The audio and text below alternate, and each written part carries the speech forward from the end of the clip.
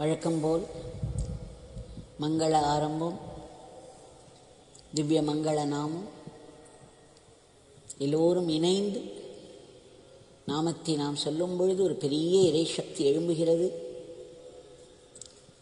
அதை நாம் அனுபவித்து வருகிறோம்.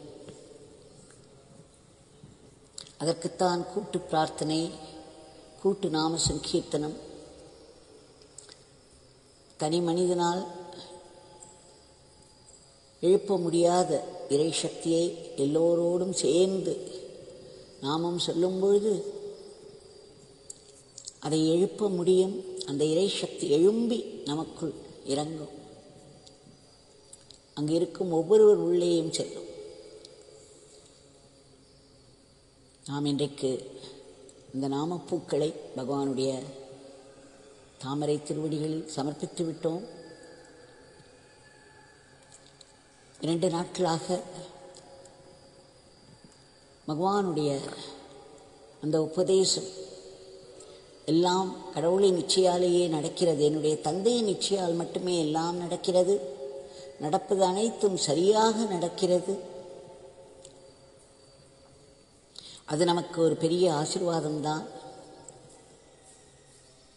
நம்மை கடவுள் எந்த சூழ்நிலையில் வைத்தாலும் அதை நாம் மனதார ஏற்றுக்கொள்ள வேண்டும். ஏனென்றால் அது ஆசீர்வாதம். இதை மனதார நாம் ஏற்றுக்கொள்வதோடு அதற்கு நாம் இறைவனிடம் நன்றியோடு இருக்க வேண்டும் என்று பகவான் சொன்னார். சுதாமாவில் அந்த நெல்லிக்காய் மரத்தடியில் அமர்ந்து கொண்டு இதை என்னிடம் சொன்னார். எந்த சூழ்நிலையில் இந்த பிச்சைக்காரனையும் உன்னையும் வைத்தால் அதை நீ மனதார ஏற்றுக்கொள். ஏனெனில் அது ஒரு ஆசீர்வாதம். அதற்கு நாம் நன்றியோடு இருக்க வேண்டும். பகவான் அப்படித்தானே இருந்தார். 3 நாட்கள் சாப்பிட ஒன்றும் கிடைக்கவில்லை என்றாலும், யார் அவரை அடித்து போட்டாலும் அவரால் இது இறைவன் அருள் என்று சொல்ல முடிந்ததல்லவா? மனமற்ற நிலையில் எந்த ஒரு வார்த்தையும் நேராக இறைவனிடமிருந்து வரும்.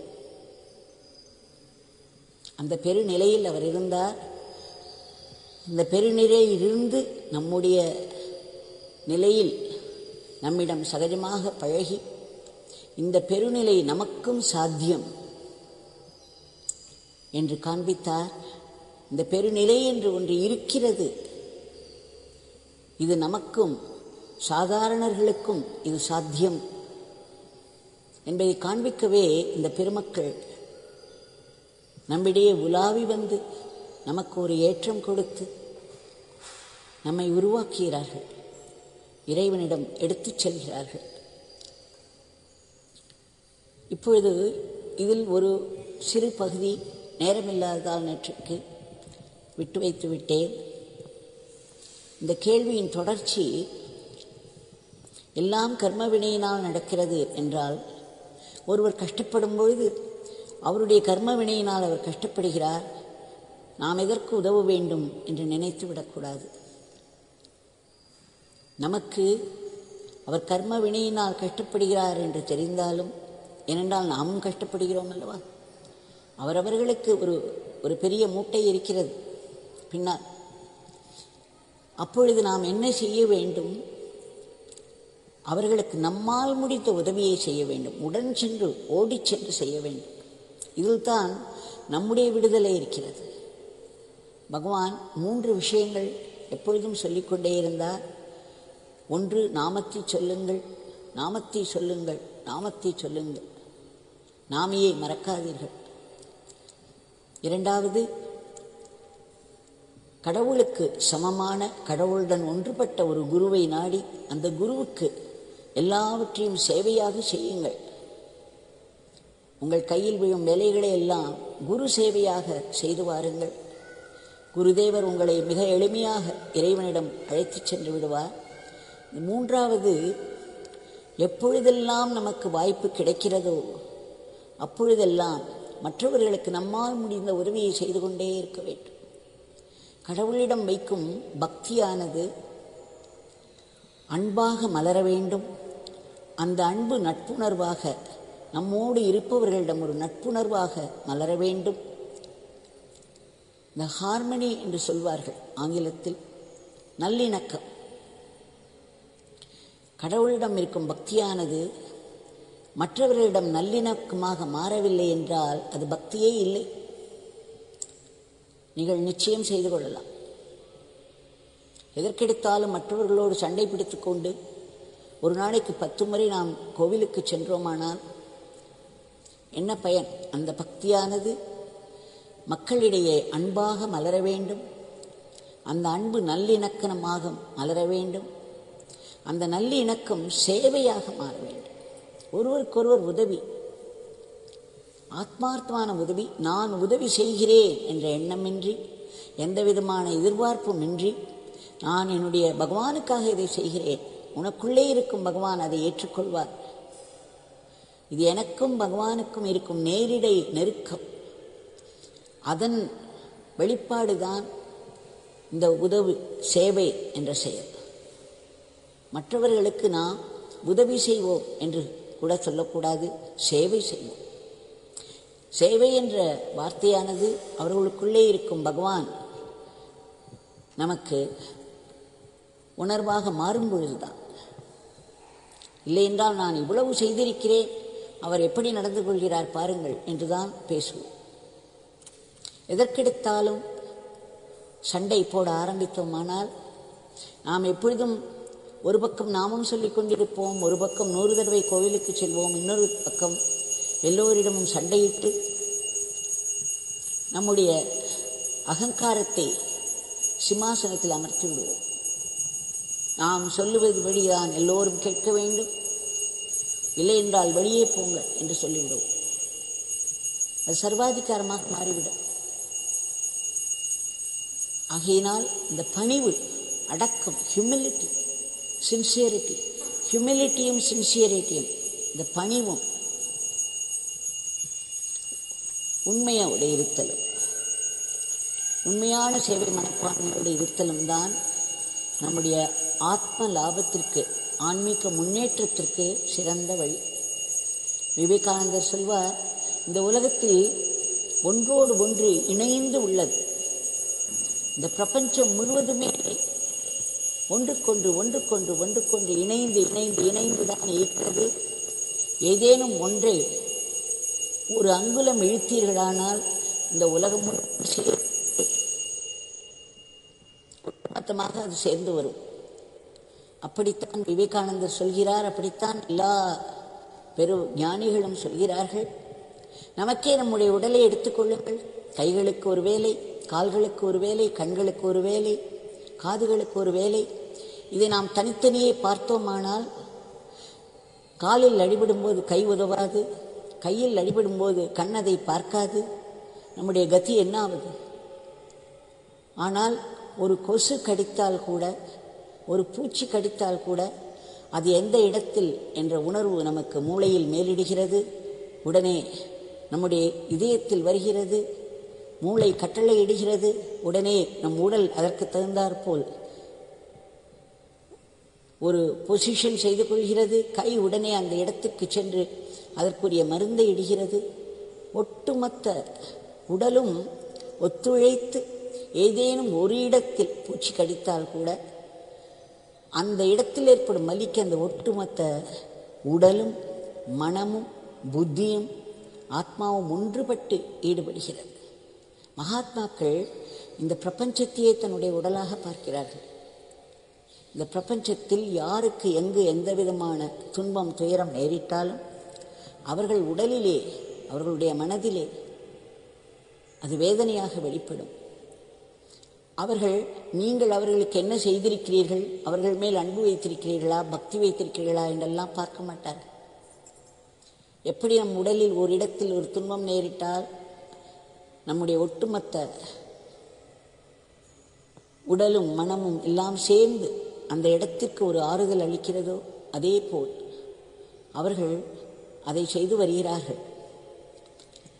அதனால் நம்முடைய ஆன்மீக முன்னேற்றத்தின் அடிப்படை உபதேசங்களில் ஒன்று, நம்மால் முடிந்த அளவுக்கு மற்றவர்களுக்கு உதவி செய்வது. 2 பேனாக்கள் என்னிடமிருந்தால் ஒரு மாணவன் அருகில் பேனா இல்லாமல் திண்டாடுபவர்களுக்கு உடனே யோசிக்காது கொடுக்க வேண்டும். நம்மிடம் எது இருக்கிறதோ அதை உடனே பங்கிட்டு கொள்ள வேண்டும். அப்பொழுதுதான் நாம் வளர முடியும், ஆத்ம லாபமாக அது முடியும். அதனால் அவனுடைய கர்மவினையினால் அவன் துடிக்கிறான், நான் ஏன் செய்ய வேண்டும் என்று நினைத்தால் உங்களுக்கு ஆன்ம வளர்ச்சி இருக்காது. இதெல்லாம் ஆன்ம வளர்ச்சிக்கு உரிய வழிகள். உடனே ஓடோடி சென்று நீங்கள் உதவி செய்வதில்தான் உங்களுடைய வளர்ச்சி இருக்கிறது. நான் சில நாட்களுக்கு முன்பு ஒரு கதை சொன்னேன். ஒரு மாணவன் தன்னுடைய தாயாரிடம் கேட்கிறான், அம்மா, வாழ்க்கையின் லட்சியம் என்ன? அந்த தாயார் சொல்கிறாள், நீ எந்த ஒரு சூழ்நிலையிலும் உன் மனதை மகிழ்ச்சியோடு வைத்துக் கொள்ள வேண்டும். உன் மனதை பாதிக்க விடாமல் ஒரு அமைதியும் மகிழ்ச்சியோடும் இருப்பதுதான் வாழ்க்கையின் லட்சியம் என்று. அதன் பிறகு அவள் சொல்கிறாள், இந்த மகிழ்ச்சி உனக்கு இன்பம் நேருவதனால் அல்ல, மற்றவர்களுடைய மகிழ்ச்சியில் உன் மகிழ்ச்சியை நீ காண வேண்டும் என்று சொல்கிறார். நம்முடைய பகவான் என்ன சொல்கிறார்? நீ இறைவனை சந்தோஷப்படுத்து. நீ சந்தோஷமாக இருக்க வேண்டுமானால் இறைவனை சந்தோஷப்படுத்து. இறைவனை சந்தோஷப்படுத்துவது என்பது அவருடைய நாமத்தை சொல்லிக் கொண்டிருப்பதே என்று ஒரு பிராக்டிக்கலாக ஒரு வழியை சொல்கிறார். ஏனென்றால் இறைவனோடு எதையும் நாம் இணைத்துக் கொள்ளாமல் இருந்தோமானால் மற்றவர் மகிழ்ச்சியில் நம் மகிழ்ச்சியை காண்பதில் ஒட்டியும் ஒரு அகங்காரம் வந்துவிடும். உடனே நாம் எல்லோரிடம் சொல்லிக்கொள்ள ஆரம்பிப்போம், அவர் மகிழ்ச்சியாக இருந்தால்தான் நான் மகிழ்ச்சியாக இருக்கிறேன். அதை ஒரு பெருமையாக ஆக்கிவிடுவோம். அதனால் இறைவனோடு சேரும்பொழுது மட்டும்தான் நமக்கு அடக்கம் வரும், பணிவு வரும். அந்த பணிவை ஒட்டி ஒரு நட்புணர்வு மலரும். அந்த நட்புணர்வு தான் சேவையாக எல்லோரிடமும் மாற முடியும். ஆகையால் நாம் மற்றவர்கள் பழைய கர்ம வினைகளினால் துன்பப்படும் பொழுது நம்மிடம் உடனே எப்படி உடம்பில் எந்த இடத்தில் ஒரு வலி ஏற்பட்டாலும் உடனடியாக எல்லா உறுப்புகளும், உடலின் எல்லா உறுப்புகளும் அதை நிவர்த்தி செய்வதற்கு உதவி செய்கிறதோ, அதே போல் நம்மால் அந்த நேரத்தில் முடிந்த உதவியை உடனே தயங்காது செய்துவிட வேண்டும். அதை பகவானுக்கு அர்ப்பணமாக செய்ய வேண்டும். இல்லையென்றால் அதை ஒட்டி ஒரு அகங்காரம் காத்துக்கொண்டே இருக்கிறது. ராமகிருஷ்ண பரமஹம்சர் சொல்வார், ஒரு பெரிய பெரிய கல்கள் வைத்து எழுப்பப்பட்ட ஒரு சுவரில் ஒரு இடத்தில் ஏதேனும் இடுக்கு இருந்தால் அங்கே ஒரு அரசமர கிளை வந்துவிடும். அரசமர செடி சின்னதாக முளைத்துவிடும். ஒரு மரம் என்பது இந்த அரசமரம் இங்கே பார்க்கலாம். ஆங்காங்கே உயரத்தில் கூட இந்த அரசமரத்தினுடைய ஒரு சிறிய செடி காணப்படும். நம்முடைய அகங்காரம் அப்படிப்பட்டது. ஒரு சிறிய இடம், ஒரு கடுகளவு இடம் கொடுத்தால் கூட அது உடனே தலை தூக்கிவிடும். அதனால் பணிவு, ஹியூமிலிட்டி என்று சொல்வோமே, அது ஒரு ஒப்பற்ற செல்வம். சின்சியரிட்டி, நமக்கு நாமே உண்மையாக இருப்பது, கடவுளுக்கு நாம் உண்மையாக இருப்பது, அது நடிப்புக்கே இடமில்லை. இத்தோடு மற்றவர்களுக்கு இணக்கமாக இருந்து எல்லோரையும் அரவணைத்து அன்பு காட்டி, அன்பு இல்லை என்றாலும் பரவாயில்லை, அன்பு இருப்பது இருந்தால் எப்படி செய்வோமோ அந்த மாதிரி செய்துவிட வேண்டும். இந்த அன்பு என்பதும் ஒரு டிவைன் வேர்ச்சு, அது ஒரு தெய்வீக சம்பத். அந்த அன்பை நாம், அதனால்தான் பரமாச்சாரியார் எழுதுகிறார், மைத்ரீம் பஜத அகில ஹிருஜேத்ரி, எல்லோருடைய இதயங்களையும் நீ கவர்ந்து கொள். எப்படி? நட்புணர்வினால். மைத்ரீம் பஜத, இந்த நட்புணர்வு என்பதை கொண்டாடி வளர்த்துக்கொள். எல்லோருடைய இதயங்களையும் நீ வெற்றி கொள்வாய். அந்த ஒரு வாக்கியம் போரும் நமக்கு. திரும்ப திரும்ப பகவான் அந்த பாட்டை பாடச் சொல்லிக் கொண்டே இருப்பார். அது 2 பெரிய மகாத்மாக்களின் அனுகிரகமாக அந்த பாடலானது இந்த மனித குலத்திற்கு கிடைத்திருக்கிறது. அடுத்து நேற்று ஒருவர் கேட்டார், எல்லாமே கடவுளின் நிச்சயினால் மட்டுமே நடக்கிறது என்றால், நாம் நாமம் சொல்வதனால் ஒரு காரியம் நடக்கிறது, நாமம் சொல்லாவிட்டால் அந்த காரியம் நடக்காது. ஏன் நாமம் சொல்ல வேண்டும்? ஏன் இறை உணர்வில் ஈடுபட வேண்டும்? இறை வழிபாட்டில் ஈடுபட வேண்டும்? எது நடக்கிறதோ, எது நடக்க வேண்டும் என்று இருக்கிறதோ அது நடந்தே தீரும். எது நடக்கக்கூடாதோ அது நடக்காது. ரமண மகரிஷி அவருடைய தாயார் இந்த மலை மேல் ஏறி வந்து உட்கார்ந்து கொண்டு அழுது கொண்டே இருப்பார் 3 நாட்கள். தன்னுடைய செல்வன் சாப்பாடு இன்றி, உடலில் உடையின்றி, வெயிலிலும் மழையிலும் இப்படி உட்கார்ந்து கொண்டிருக்கிறார். பெற்ற தாய் அல்லவா, அவள் வயிறு பதறுகிறது. எப்படியாவது இவனை நம் வீட்டிற்கு அழைத்து சென்று விட வேண்டும் என்று துடிக்கிறார்கள். 2-3 நாட்கள் மௌனமாகவே இருந்தார். அதன் பிறகு கடைசியில் அவர் எழுதி காண்பித்தார். உங்களுடைய தாயார் அழுது கொண்டே இருக்கிறார், நீங்கள் ஏதாவது செய்யுங்கள் என்று யாரோ விண்ணப்பிக்கவும் ஒரு பேப்பரில் எழுதி காட்டுகிறார். Whatever is meant to happen will happen no matter what. Whatever is not meant to happen will not happen no matter what. அது சரியான அவருடைய வார்த்தைகள் எனக்கு நினைவில்லை. இதுதான் அதனுடைய அர்த்தம். எது நடக்க வேண்டும் என்று இருக்கிறதோ அது மட்டுமே நடக்கும். நாம் தலைகீழ் நின்றால் கூட அது நடக்காமல் போகாது.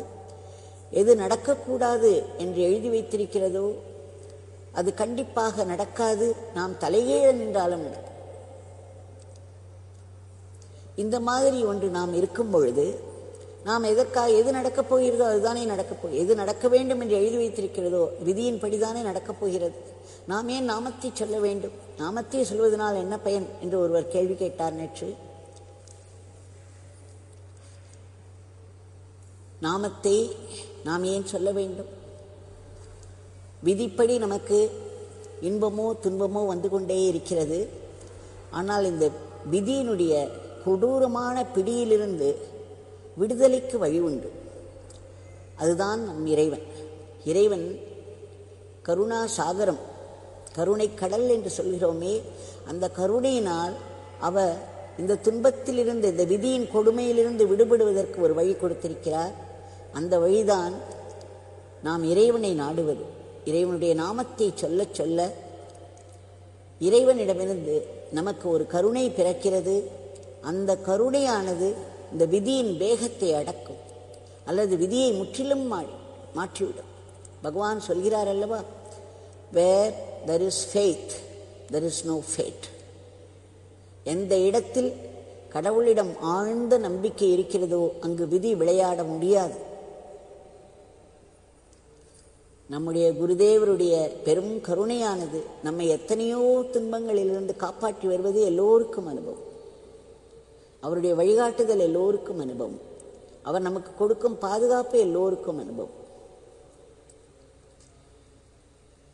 பிறகு அந்த நாமத்தை நாம் சொல்ல வேண்டும் என்பதில் மட்டும் நமக்கு சுதந்திரம் இருக்கிறார். எல்லாமே கடவுளுடைய இச்சையால் நடக்கிறது என்றால் இந்த நாமத்தை நாம் சொல்ல வேண்டும் என்பது என்னுடைய சுதந்திரத்தில் நடக்கிறதா? அதுவும் இல்லை. அதுவும் அந்த விதியின்படிதான். இறைவன் எழுதிய இறைவனுடைய இச்சையினால், இறைவனுடைய கருணையினால் இந்த நாமத்தை நாம் சொல்வதால் நமக்கு இதிலிருந்து விடுதலை கிடைக்கும். மனித மனம் துடிக்கிறது துன்பத்தில். இந்த துடிப்பிலிருந்து நமக்கு விடுதலை வேண்டும் என்று நினைக்கும் பொழுது இறைவனை நாடு என்ற ஒரு அடையாளம் நமக்கு காண்பிக்கப்படுகிறது. ஒரு யாரேனும் ஒரு பெரியவர் வந்து சொல்லுவார், அல்லது நமக்கு தெரிந்த ஒரு நண்பர் சொல்லுவார், இந்த நாமத்தை சொல், இதிலிருந்து உனக்கு இந்த கஷ்டத்திலிருந்து பிரச்சனையிலிருந்து விடுதலை கிடைக்கும் என்று. ஆக நாம் அந்த நாமத்தை சொல்கிறோம். அந்த நாமத்துக்கு அறிமுகமாவதும் அந்த நாமத்தை நாம் சொல்ல ஆரம்பிப்பதும் இறைவனின் நிச்சயினால் மட்டுமே. ஆக நம்முடைய விதியிலும் அது விதிக்கப்பட்டிருக்கிறது. நமக்கு இந்த ஒரு பெரிய கஷ்டம் நேரும், இந்த கஷ்டத்திலிருந்து நமக்கு ஒரு விடுதலை வரும், அந்த விடுதலை இறை நாமத்தை சொல்வதால் வரும் என்பதும் எழுதப்பட்டிருக்கும். அப்பொழுதுதான் நமக்கு அந்த அருள் கிடைக்கும். அந்த அருள் கிடைத்தவுடன் அந்த நாமம் நமக்கு அறிமுகமாகும். பிறகு அந்த நாமத்தை சொல்ல வேண்டும் என்ற எண்ணம் எழும். அதன் பிறகு அதை தீவிரமாக சொல்வதும் இறைவனுடைய கருணை தான். ஒவ்வொரு க்ஷணம், ஒவ்வொரு அசைவிலும் இறைவனுடைய இச்சை மட்டும்தான் இருக்கிறது. அந்த இறைவனின் இச்சையினால் மட்டுமே எல்லாம் நடக்கிறது. இப்பொழுது நாம் ஒரு மகாத்மாவிடம் போகிறோம். கண் தெரியாத ஒருவர் போகிறார். அந்த மகாத்மா அவருக்கு கண் பார்வையை கொடுக்கிறார். அது ஒரு பெரும் அருள். இது விதிக்கப்பட்டதா இல்லை விதியை மீறியதா என்றெல்லாம் கேள்வி. அதுவும் விதிக்குள் அடங்கும். இந்த பக்தர் இந்த ஒரு சூழ்நிலையில் இந்த மகாத்மாவிடம் சொல்லுவார். அந்த மகாத்மா இவருக்கு அதிலிருந்து விடுதலை கொடுப்பார் என்பதும் இறைவனின் சங்கல்பத்தினால் மட்டுமே நடக்கிறது. விதிக்கப்பட்டிருந்தால் மட்டுமே அதுவும் நடக்கும். ஆனால் இந்த சூக்ஷ்மங்கள் எல்லாம் பல விஷயங்கள், பல சூக்ஷ்மங்கள் நமக்கு தெரியாது. நாம் எல்லாவற்றையும் ஸ்தூலமாகவே பார்ப்பது நம்முடைய வழக்கம். அதனால் நமக்கு அந்த சூக்ஷ்மங்கள் தெரியாமல் இருப்பதனால் பல முரண்பாடுகள் தென்படுகின்றன. அந்த பல முரண்பாடுகளை நம்மால் ஏற்றுக்கொள்ள முடியாமல் தான் கேள்விகள் வருகின்றன. இந்த கேள்விகள் கேட்கப்பட வேண்டும். நமக்கு ஒரு முழுமையான ஒரு அறிவு இருந்தால்தான், ஞானம் இருந்தால்தான் பக்தியே வரும். இந்த நாமத்தை சொன்னால் எனக்கு விடுதலை கிடைக்கும் என்ற ஞானம் இருந்தால்தானே இந்த நாமத்தை நாம் சொல்ல முடியும். அந்த நாமத்தை இந்த பகவான் நமக்கு அப்படி அள்ளி அள்ளி கொடுக்கிறார் என்ற ஞானம் நமக்கு கிட்டும் பொழுது அந்த பகவானிடம் ஒரு பக்தி வருகிறது. பக்திக்கு பின்னாலும் ஞானம்தான் இருக்கிறது. அதனால் நாம் எல்லாம் கடவுளுடைய சங்கல்பத்தினால் நடக்கிறது என்பது மாற்ற முடியாத உண்மை. அதை எப்பொழுதும் நினைவில் கொள்ள வேண்டும். இரண்டாவதாக, மற்றவர்கள் துன்பப்படும் பொழுது எப்படி உடல் முழுவதும் ஒரு இடத்தில் வலி ஏற்பட்டால் உடல் முழுவதும் நம்மோடு ஒத்துழைக்கிறதோ, அந்த மூளையினுடைய கட்டளையை உடல் முழுவதும் கேட்டு ஒத்துழைத்து அந்த வலிக்கு ஒரு ஆறுதல் அளிக்கிறதோ, அதே போல் நாம் அதை நமக்கு கடவுள் கொடுக்கும் வாய்ப்பாக நினைத்து அவர்களுக்கு உடனடியாக போய் உதவி செய்தோமானால் நம்முடைய கஷ்டத்தின் போது யாரேனும் உதவி செய்வார்கள். ஒரு மாட்டுப்பெண் மாமியாரை ஆட்டி வைத்தாளானால் அந்த மாட்டுப்பெண் ஒரு நாள் மாமியாராக ஆவாள். அவளுடைய மாட்டுப்பெண் அவளை ஆட்டி வைப்பாள். குழந்தைகள் பெற்றோர்களை சரியாக கவனித்துக் கொள்ளாமல் அவர்களை அலட்சியப்படுத்தி துன்பப்படுத்தினால் அவர்கள் வயதான காலத்தில் அவர்களுடைய சந்ததியினர் அதையே அவர்களுக்கு செய்வார்கள். அப்பொழுதுதான் நம்முடைய அம்மா அப்பாவை நாம் இவ்வளவு மோசமாக நடத்தினோமே, இன்றைக்கு நம்முடைய குழந்தைகள் இதை நமக்கு செய்கிறார்களே என்பது அவர்களுக்கு புரியும். நேற்று இன்னொரு கேள்வி ஒன்று கேட்டார். ஏன் கடவுள் இப்படி வைத்திருக்கிறார்? முந்தைய ஜென்மங்களில் செய்த பாபங்களுக்கும் புண்ணியங்களுக்கும் ஏற்றவாறு இந்த ஜென்மமான வாழ்க்கை அமைக்கப்பட்டிருக்கிறது. ஏன் அவர் இந்த ஜென்மத்திலேயே நான் செய்யும் கர்மங்களுக்கெல்லாம் பலனை கொடுத்து விடக்கூடாதா? அப்படி கொடுத்துவிட்டால் இந்த படைப்பினுடைய தொடர்ச்சி இருக்காது. முந்தைய ஜென்மங்களுடைய கர்மாக்களின்படி அந்தந்த ஜென்மம் அமைவதனால் அந்த சிருஷ்டிக்கு ஒரு தொடர்ச்சி இருக்கிறது. இதுதான் பகவானுடைய விளையாட்டு. இறைவனுடைய அழகிலா விளையாட்டுடையான் என்று சொல்கிறோமே, அந்த விளையாட்டு என்பது இந்த படைப்பு சிருஷ்டி தொடர்ந்து நடக்க வேண்டும். இன்பத் துன்பங்கள் மாறி மாறி வர வேண்டும். இந்த இன்பத் துன்பங்கள் மூலம் ஒரு மனிதன் பக்குவம் அடைந்து அகங்காரத்தை விட்டு இறைவனோடு ஒன்றி அந்த பெருநிலை அடைய வேண்டும். அந்த படைப்பின் தொடர்ச்சிக்காக இது ஒரு விளையாட்டு, ஒரு லீலை. இறைவன் அதை லீலையாகத்தான் செய்கிறார். அவர் ஏன் அப்படி செய்கிறார்? மற்ற உயிர்கள் துடிப்பது அவருக்கு சம்மதமா? அவரை கேட்டீர்களானால் மற்ற உயிர்கள் எங்கே இருக்கின்றன? நான் தானே அந்த உயிர்களாக ஆகியிருக்கிறேன். உங்கள் துயரம் என்னுடைய துயரம், நான் தான் துயரப்படுகிறேன் என்றுதான் சொல்வார். உண்மைய சத்தியம் அதுதான். இருப்பது அத்வைத்தம்தான். அத்வைத்தம் இல்லை என்றால், இந்த அத்வைத்த உண்மையை நாம் புரிந்து கொள்ளவில்லை என்றால் பல கஷ்டங்கள். இந்த அத்வைத்த உண்மையை அது நமக்கு அனுபவமாக ஆகவில்லை என்றாலும் இதை புரிந்து கொண்டு மனதில் வைத்துக் கொண்டோமானால் நமக்கு ஒரு சமாதானம் கிட்டும். கஷ்டங்களின் போது ஒரு சமாதானம் கிட்டுகிறது. சரி, இது பகவான் நிச்சயினால் நடக்கிறது, இதில் ஏதோ பெரிய நன்மை இருக்கிறது. பகவான் தானே நமக்குள்ளே இருந்து இதை செய்கிறார். பகவான் தான் மற்றவர்களையும் ஏற்றிவிட்டு இதை செய்ய வைக்கிறார். இதில் ஏதோ ஒரு பெரிய நன்மை இருக்கிறது என்று பெரியவர்கள் சொல்கிறார்கள், இதை நம்புவோம். இது எனக்கு ஒரு ஆசீர்வாதம் என்று பிடிவாதமாக நம்புவோம். அது பெரிய ஆசீர்வாதமாக முடிவதையும் பார்ப்போம். அதனால் நாம் திரும்ப திரும்ப இதை மனதில் கொண்டே, கடவுள் நேற்றுக்கு நான் விளையாட்டாக சொன்னேன், ஒரு செஸ் விளையாட்டு விளையாடும் பொழுது நம்மிடம் பலவிதமான பவர்கள் இருக்கின்றன. யானையாக ஒரு பவர், குதிரையாக ஒரு பவர், மினிஸ்டராக ஒரு பவர், ராஜாவாக ஒரு பவர், சோல்ஜர்ஸாக பவர். ஒன்றொன்றுக்கும் ஒரு லிமிட்டெட் பவர் இருக்கிறது. அதை வைத்து அந்த கேமை விளையாடுகிறோம். நான் என்னுடைய பவர்களை எல்லாம் எதிரே உட்கார்ந்து விளையாடுபவர் எடுத்து விடுவார் என்று நினைத்தேனானால் அந்த விளையாட்டையே விளையாட வேண்டாமே. நாம் அப்படியே வைத்து கொண்டிருந்தால் அத்தனை பவர்களும் நம்மிடமே இருக்கும். ஆனால் விளையாட்டு இருக்காது. விளையாட்டு இல்லை என்றால் சுவாரஸ்யம் இருக்காது. அந்த விளையாட்டினால் வரும் இன்பம் இருக்காது. இதைப்போல்தான் கடவுள் இந்த லீலைகளை விளையாட்டாக செய்கிறார். இந்த விளையாட்டாய் நடக்கும் இந்த லீலைகளில் பல துன்பங்களும் வரும், இன்பங்களும் வரும். ஆனால் அவர் ஒருவரே இருக்கிறார். அவர்தான் இது அத்தனையும் சிருஷ்டி செய்கிறார். அவர்தான் இது அத்தனையும் அனுபவிக்கிறார். அதனால் இந்த ஒரு பெரிய தத்துவத்தை நாம் மனதில் கொண்டால் மட்டுமே நம்முடைய மனதை ஒரு நிதானமாக வைத்துக் கொள்ள முடியும். அப்படி இருந்தால் மட்டுமே நமக்கு மன உளைச்சல் வராது. இந்த டிப்ரெஷன் என்பது மிகவும் காமனாக ஆகிவிட்டது. யாரை கேட்டாலும் என்னுடைய பிள்ளை கவுன்சிலிங் போகிறான், என்னுடைய மகள் கவுன்சிலிங் போகிறார். இந்த கவுன்சிலிங் என்பது ஒரு அந்தஸ்தாக ஆகிவிட்டது.